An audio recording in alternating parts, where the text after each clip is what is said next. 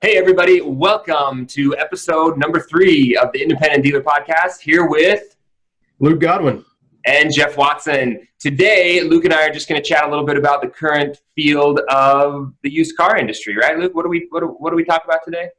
Oh, this is going to be a great podcast today. We're looking at the difference in the independent model to the buy here, pay here model, and is there a possibility for a hybrid there? And also about a little inventory acquisition. It's been hard to buy cars for the last few years. Maybe we can crack the egg on this and figure it out. Yep. And if you're listening and not watching, you'll not get to see Luke's amazing beard that he's got going on right now. Nice. Definitely on point. I'm looking like Casper because I can't get the lighting right in this office. But other than that, stay tuned. Here it comes.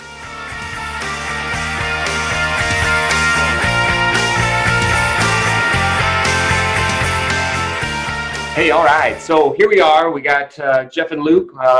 Today, Luke, I wanted to talk to you just a little bit about maybe get your thoughts and feelings, and you could give us some information on how you feel the state of used cars, the independent space, whether you're a traditional finance and you're using outside sources or whether you're using inside buy here, pay here type money.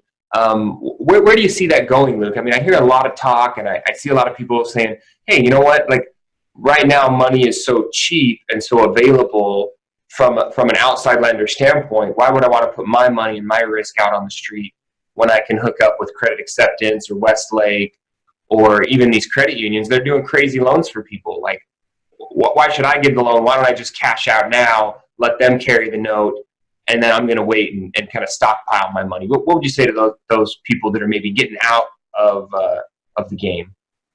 I think it really depends on your tolerance for risk. If you're set up to do buy here, pay here, and you've been doing it for a long time, is it tougher than it used to be? Of course it is. I think that's just the nature of the car business right now. That's what my business is set up to do, is buy here, pay here. It's a little more labor intensive, but the profit's a lot better. Mm-hmm. Why would you want to give Westlake or Santander a $1,800 fee to do the same customer you could do? I don't think there's any, the profits get so slim when you do that. I just don't know if you're set up to do buy here, pay here, and it's so labor intensive, how could you switch mid-game? I think it's a hard thing to do. So talk to me more specifically. What do you feel you're losing in those situations? So you're losing maybe a strong fee to someone like Credit Acceptance, but talk about the relationship. I mean, is that a case where they're not making their payment to you every month? They don't know you. You were the guy that sold them a car, and then you lose contact, right? That's number one. I think we are a relationship business. Most dealers are going to sell. I think we talked about this last week, but 50 to 70% of your new business is referral and repeat. Not new business, but just the cars you sell. It's repeat and referral business. 50 to 70% of your business. If you lose contact with that customer, especially in the subprime and in the buy here, pay here space, I think that it's going to create a real drag on your future sales. If you continue to use Santander or these type of subprime companies, and not just picking on Santander, I don't know the exact business model of CAC or Westlake, but to me, it seems like they carry the loans too far on these customers. Mm-hmm. The price is outrageous because the dealer has to up their price to cover the fee, mm-hmm. And not up the price at the time of the sale. Of course, that's legal, but price their cars, maybe more than what a customer should be paying for the car, so they can make just a little bit of profit. Mm-hmm. In the end, the customer is paying for the car for too long. The car doesn't last. They can't build a relationship with you in your dealership. For taking care of the business. It's just I think in the long run, it might be a great idea for 2 years, but if you want to be in this business for 15 years, 20, 30 years, I don't see how it works. So do you see that there's an opportunity to do both? I know myself included and some of the other dealers I talk to, they're doing kind of a hybrid model where they're like, well, I'm going to pick and choose. I'm going to keep some in-house, but some of these people that might be outside of my typical buy here, pay here, underwriting criteria, I'm going to send those out to Westlake, Credit Acceptance, someone else. I mean, do you feel that a dealership in the same roof can do a hybrid model of retail, buy here, pay here? Well, I'll say this. I tried it for years. And maybe it's just because I don't understand the subprime business well enough and didn't ever hire a manager who understood it well enough to make it work. I couldn't do it. What I can do though is I can sell prime customers and buy here, pay here customers under the same roof. I know that sounds ridiculous, but the extremes you're saying you can. I believe so. Okay. And because I number one, I don't mind financing a $40,000 Escalade if it's the right customer. So don't get me wrong, my model might be a little weird, but I don't think you can really make it work if you look at. I think it's maybe selfish. If you look at the fee that CAC is charging you, and you look at the opportunity to make money on your end, which way you're going to go? I know which way I'm going to go, and I think that that's the biggest advantage of keeping that customer in house and treating them like you're supposed to. Maybe the subprime hybrid will work. I cannot make it work. So yeah. So what about those dealers out there who are traditional car lots? They've always used outside financing, banks, credit unions, subprime stuff. When does the opportunity come for them to say, hey, you know what, I'm going to actually start carrying these guys in-house, and I want to start doing some buy here, pay here, because I am sending some good people away. My guess is we're going to start seeing that over the next year or two. Banks, credit unions tighten up a little bit. Us independent dealers, we're going to have an opportunity to step into carrying the notes on these if we choose to.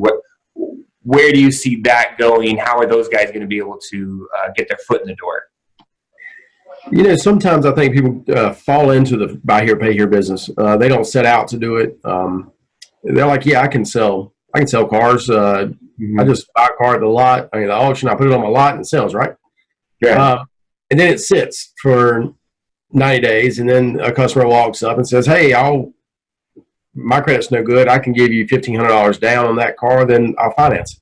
So I think it's always a possibility that these people who are independent dealers who don't do buy here, pay here can do this. What I would see, after, somebody's doing that for a little bit, number one, they're not going to have the structure set up to collect the accounts. That's going to create an issue. They're not going to have the money to loan the accounts. So I think it's a bit of a disaster waiting to happen if a traditional independent store just decides to get in that business. I think it's a recipe for a lot of money to be lost. Absolutely. And the old adage is you are a collections agency. You need to remember that. You are in the business of collecting the payment, and so many people come in and think that they're a dealer. Oh, sure, I can carry them on a couple payments, and they start getting into it. What they don't realize is it's a whole different business model. So, it's labor intensive. Thinks they want to carry some notes. Just remember, it's collections. I've always said that, when people say, hey, I want to keep a couple accounts in-house, it's one of those fine lines. It's if you don't have enough, it's not worth doing. Yeah. And if you don't plan or don't, because you're going to ignore those half dozen notes you got sitting there when it comes to Friday afternoon at 5 o'clock. It's just not worth the distraction or the headache, and you're going to let them slide. And So I think it's just a recipe for disaster to do it. I want to convert a little bit over to along the same lines of us independent dealers. I've been thinking a lot about inventory, and getting the right car at the right price. And it's been really hard. I think traditionally there's not a $3,000 car worth a lick, right? I mean, you're not finding them. I don't know what area of the country you're in. I'm in the Southwest. They just don't exist. So a traditional buy here, pay here model, or even to give people affordable transportation, there's just not a lot out there right now. And from what I see, and my thoughts are this, I think that's going to be changing. I think that you're going to have a combination of high new car production that hit its peak in 2013 or 2014, I think, is when they got back up into the new car stores got back up on their game. So as those are becoming old, 5, 6 years old, 7 years old, if that hits the same timing as a lending slowdown or a repossession increase, now all of a sudden you've got kind of the three little factors there of more aged units, new cars that are now aged and hitting the used car market strong. You've got increased repossessions from subprime lenders, and then you also would couple that with the slowdown in sales, traditional sales, because the banks have tightened up. Does that seem like a fair, analysis from my end? I think you hit it on the head, Jeff. It's that's the perfect storm. But what we've seen is industry analysts from Mannheim, Odessa, NIADA have been talking about what you're talking about for the last 4 years, it seems like. They're producing 17 million cars. A bunch of them are coming off lease. It's supposed to have already happened. Okay. But I don't know. I don't know.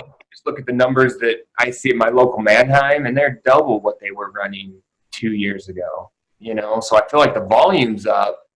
Have the prices reflected that yet? What else does that take? Maybe a little slowdown in used car sales. I think that's the banks, and then all of a sudden, well, we're seeing interest rates rising almost every quarter. So we're talking about at most of 100 basis points over the next year. If the LIBOR rate creeps up, that starts putting pressure on the new car dealers, because most of their floor plans are based on LIBOR.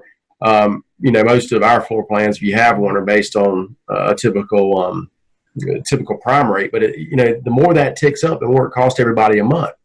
So if you get to a point where your carrying costs are really putting pressure on your net profit, then you got an issue. So as we see interest rates move up, I think that will push inventory back in the market as well.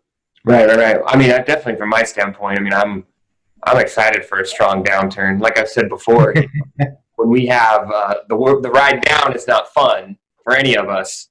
But once you settle at the bottom, it's pretty good for us buy here, pay here dealers. Yeah, that's for sure. And it's probably not nice for us buy here, pay here stores to wish for the downturn, but that's what we do. Anyone who sees what's going on and sees the writing on the wall, and whether you're in buy here, pay here in cars, or whether you're in real estate or anything, I think a lot of people are hoping for a slowdown or a correction. And when the blood's on the street, that's when the deals are had. So for sure, you got to be prepared, right? And that probably speaks to the larger thing of make sure you're not over leveraged, make sure you've got the right inventory and you're turning appropriately.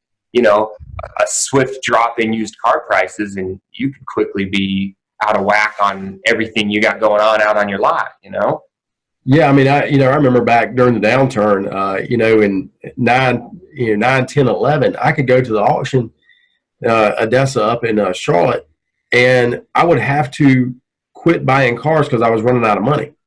I have not had that problem since probably 15. And it's not because my money's any shorter. It's because I can't buy enough cars when I go to the auction.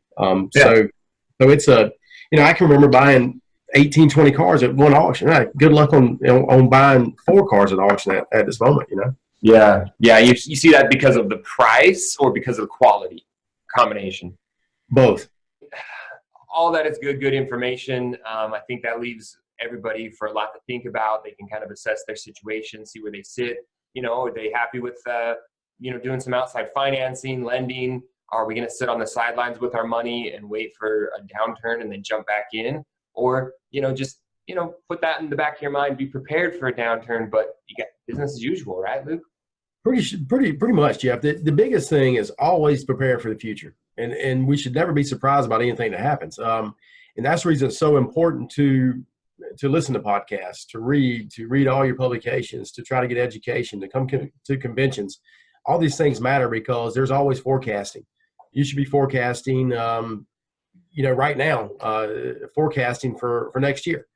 All these things are important, and you got to be prepared for the downturn. You can't spend what you make. You got to spend a lot less than what you make.